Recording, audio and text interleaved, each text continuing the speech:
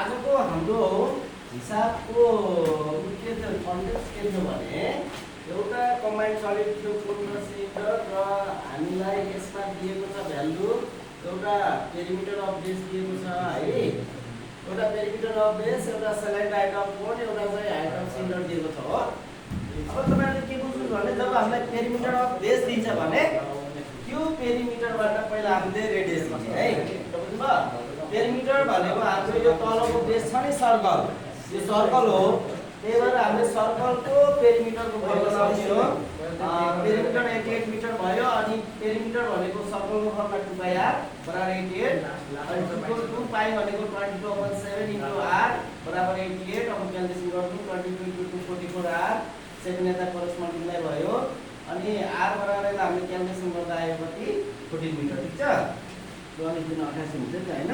अनि 14 मिटर हाम्रो रेडियस आएपछि हाइट अफ सिलिन्डर हाम्रो अलरेडी दिएको छ 70 मिटर, सेलेक्ट हाइट अफ कोन दिएको छ हामीलाई यहाँ 50 मिटर। अब हामीलाई यहाँ रेडियस पनि आयो अनि सेलेक्ट हाइट दिएको छ तर भर्टिकल हाइट हाम्रो छैन। भर्टिकल हाइट छैन भने हामीलाई भोल्युम निकाल्नको लागि भर्टिकल हाइट चाहिन्छ। त्यही भएर s निकाल्नुस्। s निकाल्न under root l square minus r square अनि l को भ्यालु 50 स्क्वायर माइनस 14 स्क्वायर भयो। 50 स्क्वायर भनेको 2500, 14 को स्क्वायर 196, यसलाई माइनस गर्यो भने हाम्रो आउँछ 2304 र यसको स्क्वायर रुट निकाल्यो भने 48 मिटर आउँछ। यही नै हाम्रो गर्दा भर्टिकल हाइट हैन। अब हाम्रो भ्यालु सबै आइसक्यो हो। चाहिने जति सबै कोनको h आयो, l आयो, r आयो अनि हाम्रो सिलिन्डरको हाइट छँदै छ। अब छ भने हामीले भ्यालु निकाल्नु थाल्ने। भोल्युम अफ सलिड भनेको हाम्रो यसको यही सलिडको निकाल्ने हो। फर्मुला हुन्छ πr स्क्वायर h1/3 + s2। अब यसमा नझुकिनु होला, जो 3 ले डिभाइड गरेको h छ त्यो भनेको कोनको हाइट हो भन्ने सम्झिनुस्। अनि पाइ भनेको 22/7 * r हाम्रो छ 14 * 14 भयो r स्क्वायर भएको हुनाले h1 भनेको 48/3 + s2 भनेको 70 सिलिन्डरको हाइट, यो कोनको हाइट है।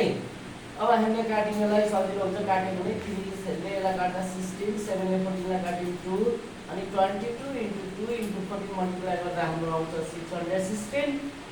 सिमिलरली 16 र 70 जोड्दा आयो कति 86 हैन। अब हामीले यसलाई मल्टिप्लाई गर्यौं भने लास्ट हाम्रो फाइनल भोल्युम भनेको कति आयो त 52976 मिटर क्यूब है। अब हाम्रो भोल्युम आइसकेपछि तपाईहरुलाई अर्को भनेछ यहाँ के टोटल सर्फेस एरिया भनेछ। टोटल सर्फेस एरिया निकाल्ने। टोटल सर्फेस एरिया भनेको πr bracket l plus 2s plus r हो। अब भ्यालु राखिदिनुस्। पाइ भनेको 22/7 * r भनेको 14, l भनेको 50, 2 * h को ठाउँमा राख्ने 70 यो हाइट हो हैन। त्यसपछि प्लस r भनेको 14 छँदै छ। अब 7 ले 14 लाई काटे 2, 22 * 2 44, 50 अनि यो 2 * 70 भनेको 140 प्लस 14 अनि यो सबै जोड्दा हाम्रो आयो 404 र 404 र 44 लाई मल्टिप्लाई गर्दा हाम्रो आयो 8976। यही नै हाम्रो टोटल सर्फेस एरिया हुन्छ र युनिट चाहिँ मिटर स्क्वायर हैन।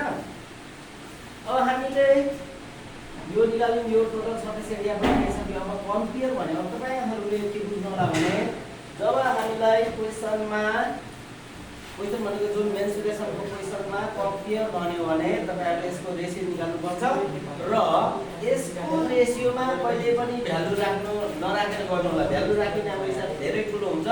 एक्सपार्ट भयो भने हामीलाई हिसाब गर्न गाह्रो हुन्छ। त्यही भएर भोल्युम अफ कोन र भोल्युम अफ सिलिन्डरको हामीले रेशियो निकाल्नलाई भोल्युम अफ कोन भनेको 1/3 πr स्क्वायर h अनि सिलिन्डर भनेको πr स्क्वायर h अनि यो कोनको हाइट भयो, यो सिलिन्डरको हाइट हैन। अब पाइ कट्यो, r स्क्वायर कट्यो, बढाइ गर्न सक्नु भयो नि। भ्यालु राख्ने हामीलाई गाह्रो हुन्छ।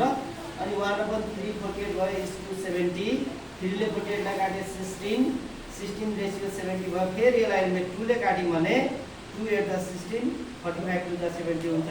त्यही भएर यो भन्दा पछि नकट्ने भएकोले हाम्रो यही नै दिएको के हुन्छ त रेशियो है। यसरी तपाईहरुले पेरिमिटर दिँदा